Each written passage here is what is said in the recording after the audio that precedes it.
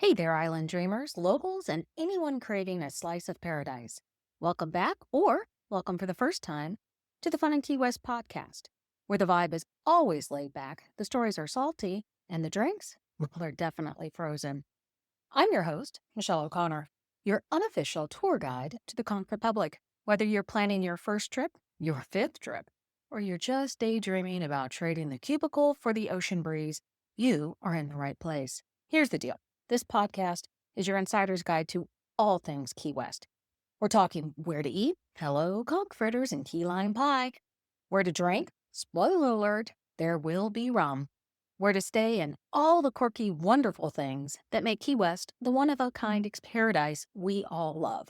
Plus, we'll keep you up to date on the latest happenings, festivals, events, maybe even the occasional Hemingway lookalike sighting. And just to keep things spicy, we'll be bringing on some amazing guests now and then, locals, business owners, and people who know the island like the back of their sandy hand. So grab your flip-flops, pour yourself a cold one, and let's escape to the island state of mind together, whether you're tuning in from your hammock or your commute, while wishing it was a hammock. We've got all the Key West goodness coming your way. Thanks for being here. It's going to be a lot of fun in Key West. Let's dive in. Hey guys, welcome back to First Timer Friday. So you finally booked that Key West trip you've been dreaming about, and now you're staring at your calendar thinking, how am I supposed to fit all this fun into 3 days? Let's be honest, that moment of panic is real. You see the pictures of sunsets and six-toed cats, and you realize that Key West has a lot going on. It's the exact reason I started Fun in Key West in the first place. Today, we're tackling that very problem. I'm handing you my perfect, and I'm using air quotes here, 2 to 3 day itinerary for first timers. It's your blueprint for hitting the must-dos without losing that laid-back, I'm on island time vibe. We're talking a mix of iconic spots, a little adventure, some amazing food, and of course, a sunset or two. So if you're ready to conquer Key West without running yourself ragged, you are in the right place. Let's dive in. Hey guys, this is Michelle with Fun in Key West, and welcome back to another episode of First Timer Friday. Here's where we explore some really cool things to do in Key West that you may not know about. So even if you have been to Key West already, maybe you've been 10 times, maybe you've been going for years, this is where we highlight some things and some itineraries that you might be able to check out or revisit if you haven't seen them for a while. Most people who come to Key West spend 2-3 nights. And one of the reasons and the history behind Fun in Key West was Kevin and I were coming back from the Dry Tortugas. We met this amazing couple, and they were there in Key West on their honeymoon. And they said, we booked this trip thinking that Key West being such a small island, that only a couple of days is all we would need to do everything we wanted to do. And we figured out there is so much to do that you need actually more time, which the light bulb went off in my head. And I said, oh, I think this is an opportunity for me to highlight the wonderful things that you can do in Key West that aren't just on Duval Street, but off of Duval, out on the water, all of that, which started Fun in Key West. And so on Fridays, like I said, I like to explore some ideas and some options that you all can do. And today I thought about the perfect Key West itinerary. The caveat to that is there is no perfect itinerary. Some people love to go out on the water and come to Key West and they want to snorkel and they want to go out and do everything on the water, go fishing, everything. And others don't. Others just want to spend time by the pool. Others want to explore the food side of Key West. So my parentheses or my air quotes around perfect is this is a sample itinerary, but it gives you an idea of so much to do, especially if you're short on time. And if you are live watching me on Facebook, be sure to say hi, Mary Elizabeth. Hi, I see you there. If you're listening to us on our podcast, thank you so much. DM me. Say, hey, Michelle, you missed out on these things because I want to know that. And be sure to like and subscribe. All those things I'm supposed to say about these social channels. Let's dive in, okay? So you finally made it to Key West. The palm trees are swaying, you're hearing the roosters crowing, and the ocean is calling your name. But where do you start? And knowing that you only had maybe 2 or 3 nights in town, let's walk through a 2 or 3 night itinerary for you first timers or those of you who have not explored all of the things of the island. So I try when I fly into Key West to make sure I'm coming in early in the morning. A lot of times that you're not going to be able to get into your hotel room because check-in time is usually after 12 o'clock, 3 o'clock, 4 o'clock, depending on where you're going and checking in at. But they will hold your luggage. So the cab driver, you're going to usually land at Key West International. If you're not driving in, whole different topic. Trust me. Fly into Key West, and then you're going to take your cab over to your hotel or your bed and breakfast, and you're going to have them hold your luggage. The asterisk here is if you are renting a place through Airbnb, they are not going to be able to hold your luggage. So probably you want to arrive closer to check-in time. Anyway, get your baggage looked over, watched, whatever. And then head over. I'm thinking if you've never been to Key West, head over to the historic seaport, hit up the Cuban Coffee Queen, grab a Cuban coffee, iced or hot, whatever your preference is. Grab one of their sandwiches, a Cubano or a Key Wester if it's in the morning time, and get your selfie or have somebody take your photo there in front of the Welcome to Key West mural. Then you send it out to all your friends and family and say, see, we're here, you're not, and we're going to share all of our photos as you go along. We talk about how you get around Key West. You can walk, you can rent a golf cart. You're renting the golf cart or the electric cars, you're going to have to deal with traffic and parking and all of that. I always recommend if you're going to do that, just get one just to go tour around and check out the area, but not necessarily park. Of course, you can also rent a bike and get around town that way. So you've arrived, you've got your coffee, you've had your morning snack. Head down to Wall Street, get your bearings, go for a stroll, pop into the galleries, check out all the artists, check out all the quirky bars, pace yourself, because you've got a couple of days here to go. If you have an interest in Hemingway or just want to hear the story or meet those six-toed cats, head over to the Hemingway house. Take the tour. I would highly recommend taking the tour. You learn all about the history.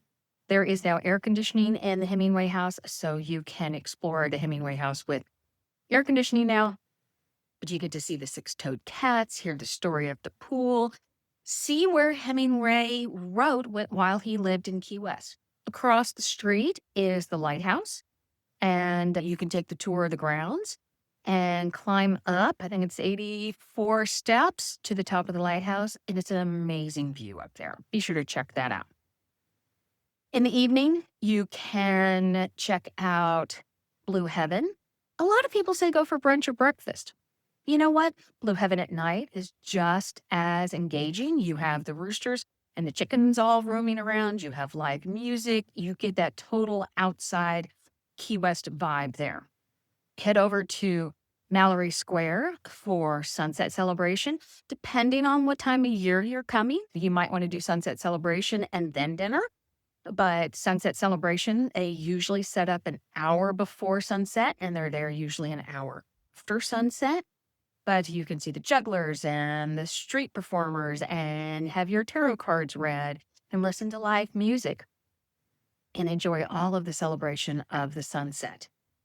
And then you can then just wander around, get your bearings. Be sure to go. You've already checked in, you've changed, you've freshened up, you've done all of that. Another thing you might want to do in between maybe the lighthouse and sunset or right after you have checked into your room and you really want to get an idea or your bearings around Old Town, hop on the conch train. You can hop on and they'll take you through most of Old Town. It, to me, if you don't know this already, I am a huge Disney fan. And so in Orlando, I always try to hit the Jungle Cruise when in Disney.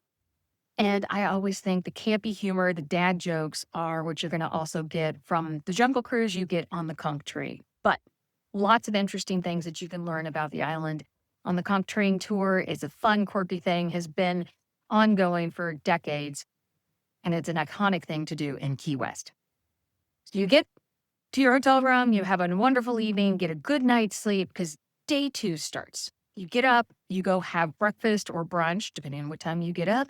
Go hit Harpoon Harry's. I think that's a great staple of island life.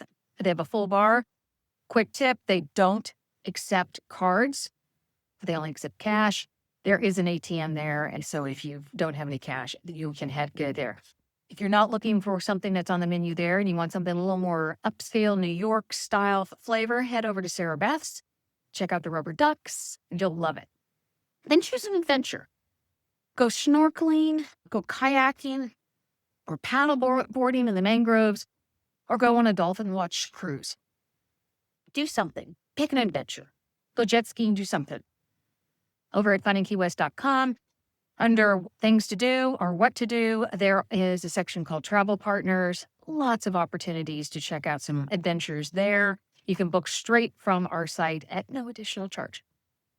In the afternoon, go grab some comforters or a Cuban sandwich at El Civide.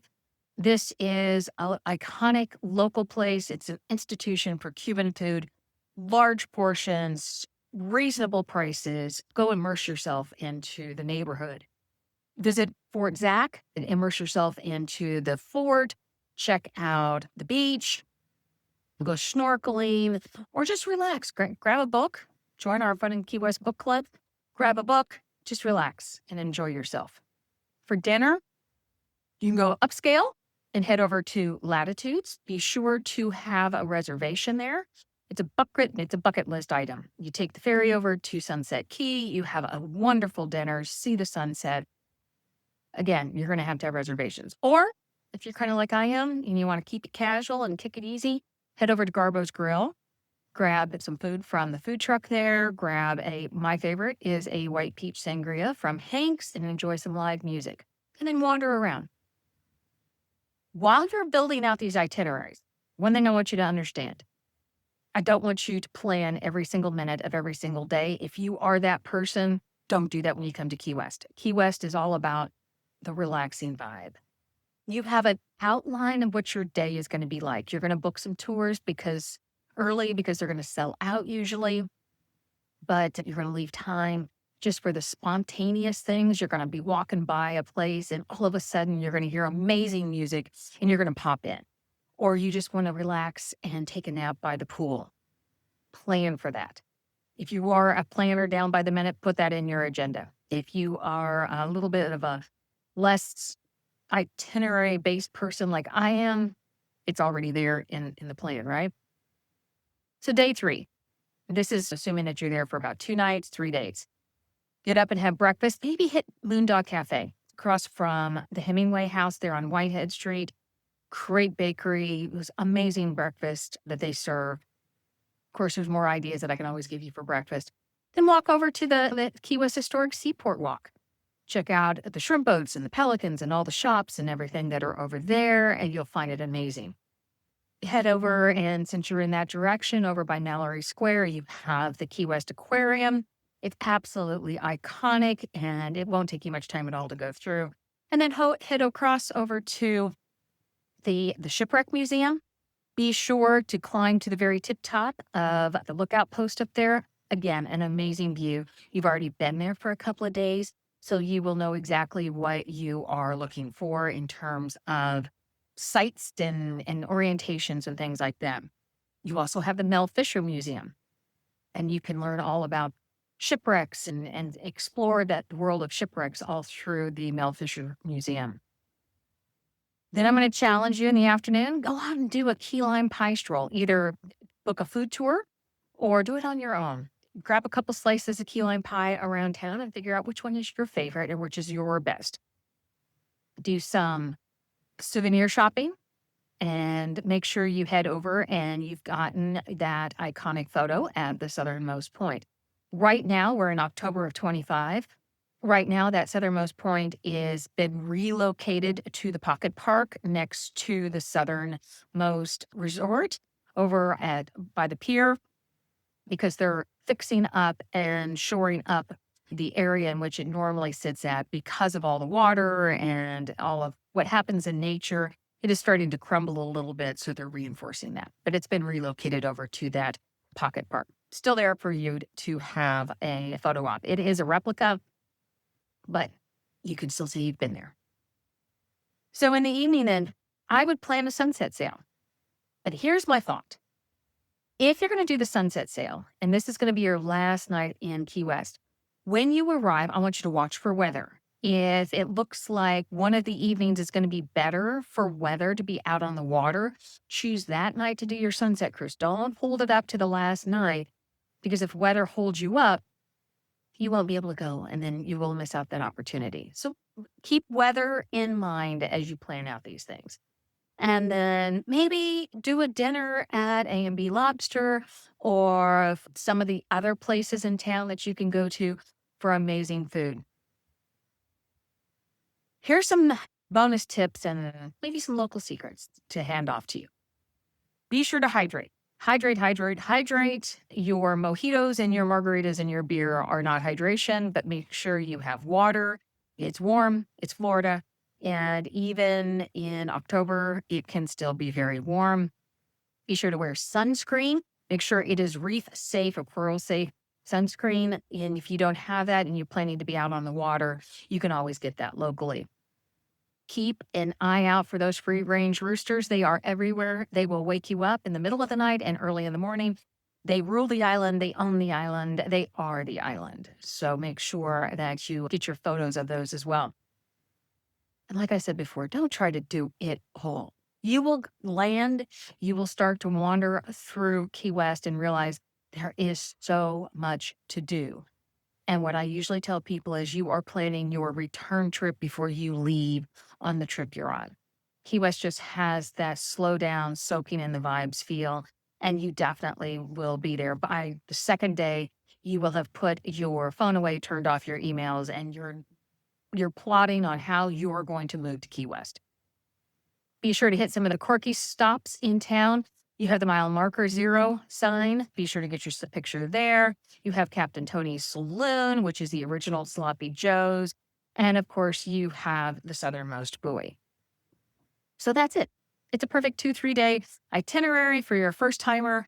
It covers history. It covers sunsets. It lets you see roosters and have a little bit of rum and have a little bit of adventure in between. So be sure to check out over on FunInKeyWest.com under what to do, must see things. There's several guides we have on there on the 25 things you must see. Be sure to check that out. In the meantime, if you love today's itinerary, let me know. Tag somebody and say, hey, this is the plan for our next trip. Who would you tag if you were going to be tagging somebody? Be sure to tag them and say, hey, this is what we're going to do when we go to Key West. But book those tickets. Let's get these experiences done. If you have any questions, I'm here to answer them. You can send me a message, DM. You know how to get a hold of me. I am Michelle with Fun in Key West. I hope you guys have a great day. Thanks for stopping in. Be sure to sign up for our free happy hour list. That gets you in the know of what's happening in Key West as well as with Fun in Key West. You guys have a great week. Thank you. Talk to you later. And that's a wrap on your whirlwind Key West adventure. See? You can totally cover the history, the sunsets, the roosters, and the rum in just a few days. The best part, you'll be planning your return trip before you even get on the plane home. That's just the magic of Key West.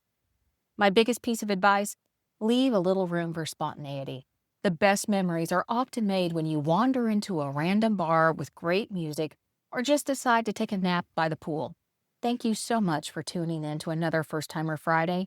If you want even more tips, guides, and links to book your own adventures, head over to FunInKeyWest.com. You can find all the must-see stuff right there. And if you loved this episode, do me a huge favor and hit that subscribe button. It helps more people find the show and ensures you never miss out on our next Key West adventure or secret. Until next time, get those tickets booked.